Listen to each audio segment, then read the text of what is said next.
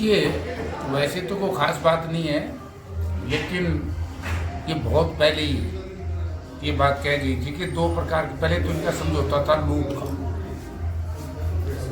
गठबंधन सरकार को नहीं लूट के। अब समझौता इस बात का हुआ वोट को लूटने के, यानी कि समझौता जो टूटा है, टूटने के बाद भी इनका समझौता है कि इन्होंने अलग अलग जेजेपी ने कैंडिडेट खड़े करने की जिम्मेवारी इनको दी।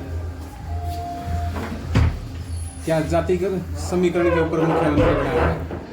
नहीं, जातिगत समीकरण तो ये देखो, जातीय समीकरण कभी भी वैसे तो मैं शुरू से कहता हूँ कि मुख्यमंत्री की या सन्यासी की या सियासी की कोई जात नहीं, कोई धर्म नहीं होना चाहिए, वो सब के लिए होते हैं, वो सरकार के हैं। तो अगर इस तरह का काम, वैसे तो बीजेपी को महारत है इस बात की, लेकिन जिस तरह का काम आज उन्होंने किया है, इससे ये सिद्ध हो गया कि भारतीय जनता पार्टी कुर्सी के इतनी भूखी है जितना एक भूखा भेड़िया होता है। आज उन्होंने कुर्सी से सिवाय कुछ भी दिखाई नहीं दिया।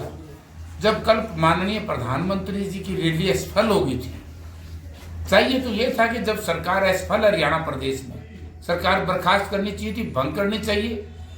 जब लोगों का विश्वास इस सरकार से उठ चुका है, यानी कि प्रधानमंत्री जी की सभा में मात्र 5,000 लोग, इसका मतलब सरकार के ऊपर, प्रधानमंत्री जी की बात के ऊपर लोगों ने विश्वास नहीं है।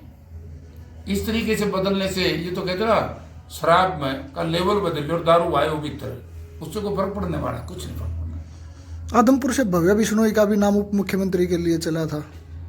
उन्होंने पूछो, मनोहर लाल जी ने, नहीं तो उसने पूछना पड़ेगा नायब सैनिक को, क्योंकि मंत्री नायब से मुख्यमंत्री नायब सैनिक हो गया। लेकिन मुझे तकलीफ इस बात की, देखिए समय बदलता है और समय के अनुसार ही इंसान को चलना चाहिए। आज का जो हालत मैं देख रहा हूँ, बड़े परिवारों की एक एक असेंबली के लिए, एक एक पार्लियामेंट के लिए भागे फिरे, जो प्रदेश में टिकटें बांटते थे, आज हर परिवार कहता है कि मेरे बेटे को, मेरे पोते को, मेरे नाती को एक सीट दे दो, एक सीट दे दो, एक सीट दे दो। ऐसा क्यों हुआ? कोई बड़ा परिवार देख लियो, मैं किसी का नाम नहीं लूंगा, निगाह मारना तो हर व्यक्ति ये कहेगा मेरा एक छोरा खातर कर दो, मेरी एक पत्नी के लिए कर दो, मेरे एक बेटे के लिए कर दो, मेरे लिए कर दो, मेरे भाई के लिए कर दो। क्योंकि चौधरी भूपेंद्र सिंह हुड्डा ने 10 साल जो शासन किया, वो शासन लोगों के दिल पे था, वो लोगों के हृदय में अपनी जगह बनाई, और उसकी वजह से लोगों ने देखा कि चाहे आज का राज हो, चाहे हुड्डा साहब से पहला राज हो, इनको लोगों ने रिजेक्ट कर दिया। आज इसी वजह से 10 वर्ष के बाद हरियाणा प्रदेश की जनता ने तो 5 वर्ष के बाद याद कर दिया था, लेकिन बाय डिफॉल्ट और थोड़ी सी कांग्रेस की, उस वक्त कांग्रेस की गलतियों की वजह से नुकसान हुआ। आज हरियाणा प्रदेश में भारतीय प्रधानमंत्री जी ने भी और गृह मंत्री जी ने भी सोच लेना चाहिए कि आपके जो सरकार आपने बनाई थी, जो बात हम और हमारे नेता कहते थे कि भ्रष्टाचार चरम सीमा पर है, अब तो हमारी बात सच्ची पाएगी। कानून व्यवस्था नाम की कोई चीज़ नहीं, महिलाओं की इज्जत सुरक्षित नहीं है।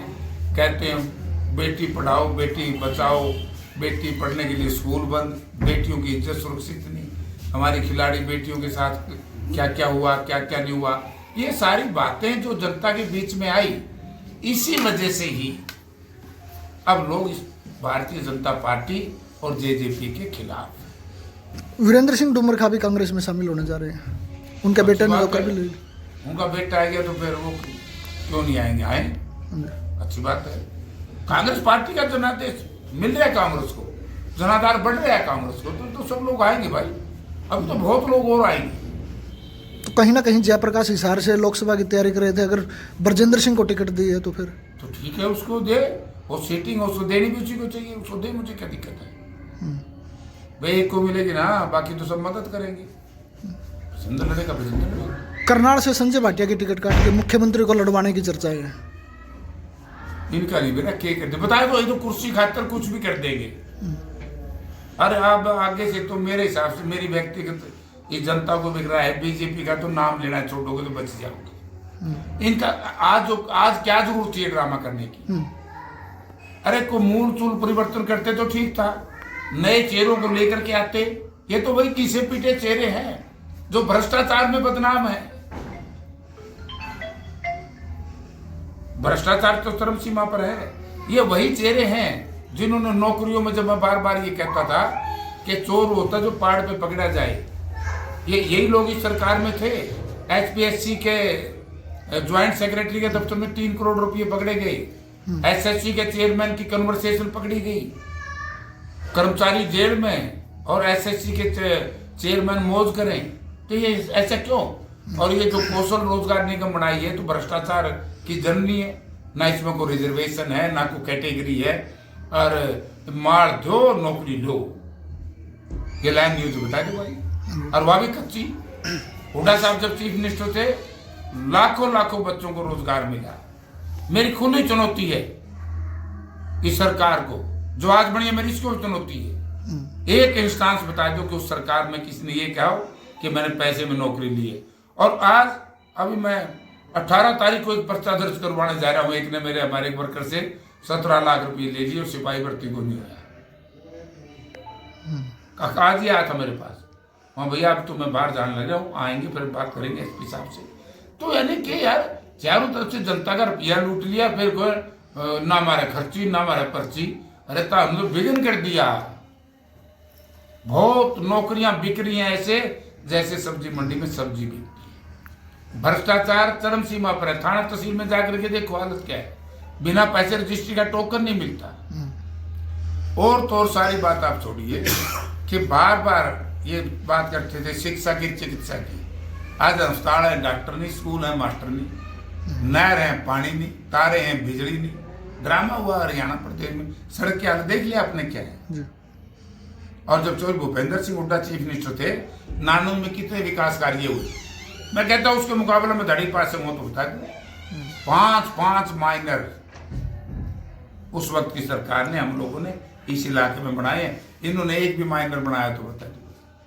गांव गांव में पहली बार अगर नानंद विधानसभा क्षेत्र की गांव की जो गलियां पक्की हुई हैं, पहली बार शुरुआत की तो चौधरी भूपेंद्र सिंह हुड्डा चीफ मिनिस्टर थे और यहीं आए थे जब ITI का ये घोषणा करके गए इस पार्क की कई चीजों की। तो गांव गांव 50-50 लाख रुपये दिए थे, करोड़ों रुपये म्यूनसिपल कमेटी में दिए। तो आज क्या, आज को ग्रांट है कि गांव में? आज तो सरपंचों की पिटाई शुरू कर रखी है। सरपंच बोल रहे हैं उनकी पिटाई, आशा वर्कर, आंगनबाड़ी वर्कर बोल रहे हैं उनकी पिटाई, OPS को लेकर के कर्मचारी बोल रहे हैं उनकी पिटाई। किसान की हालत देख ली। 730 किसानों के खून से भारतीय जनता पार्टी के हर कार्यकर्ता के हाथ सने हुए हैं। भारतीय जनता पार्टी का हर कार्यकर्ता उसके लिए दोषी है जो बीजेपी का झंडा उठाता है कि उनकी वजह से 730 किसानों ने अपनी शहादत दी। आज दलित समाज के साथ भी तो कितना, और ये तो दलित समाज के लोग तो 2 अप्रैल 2018 को लड़ गए। अगर ये ना लड़ते तो संविधान भी बदल दिया जाता। और मैं भी कहता हूँ कि यदि लोगों गलती कर दी, हरियाणा की जनता ने, देश की जनता ने लोकसभा के चुनाव में बीजेपी के पक्ष में वोट डाल दिया, सबसे पहले संविधान बदलेंगे। संविधान नहीं बदलेंगे तो तानाशाह कैसे बनेंगे? डेमोक्रेसी कैसे खत्म होगी? डेमोक्रेसी तो देश से तभी खत्म होगी ना जब इनको 3/4 बहुमत ये लेंगे तो संविधान बदल देंगे। मेजोरिटी मत आने दो इनकी। दीपेंद्र ये तो एक अरेंज या म्यूचुअल कहते हैं ना, म्यूचुअल डाइवर्स। ये तो इसलिए हुआ है डाइवर्स। जेजेपी इनकी पेरोल पे। वैसे तो देखो जेजेपी और ये लोक दल हमेशा से, आपको याद होगा एलनाबाद बाई इलेक्शन हुआ था, अभय चौटाला ने बीजेपी के खिलाफ वोट किया, ये थे नहीं। तो राज्यसभा में किसका वोट दिया?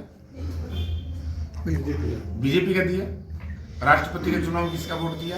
बीजेपी। लोगों के सामने झूठ क्यों बोले? यही आज जेजेपी के दूसरी दौर की है। वोट बीजेपी के खिलाफ मांगे और जाके बीजेपी के बारात में जा बढ़े। पहले कहते थे दूल्हा किसी का, बारात किसी की। अरे वो दूल्हा दुल्हन आपके हुआ है जी, छोरे बना के सोशल मीडिया पे आज बड़ा मजाक चला तो तलाक हो गया। तलाक भी नकली सा है। ये केवल किसान वर्ग के वोट काटने के लिए है ताकि इनको खड़े कर दे। जैसे राजस्थान में इनको खड़ा किया गया था 2-2, 4-4 वोट असेंबली में। लेकिन मैं दोनों दलों के नेताओं को बता देना चाहता हूँ कि अब की बार लोग दो ही प्रकार के वोट डालेंगे। एक वर्ग होगा बहुत बड़ा जो बीजेपी को हराने के लिए वोट डालेगा, एक ऐसा वर्ग होगा जो बीजेपी को जिताने के लिए वोट डालेगा। तो इसलिए बीचलर ने कोई नहीं पूछे, अब लोगों ने मन बना लिया बीजेपी हटाओ। जी। बीजेपी हटानी है तो कांग्रेस को जिताने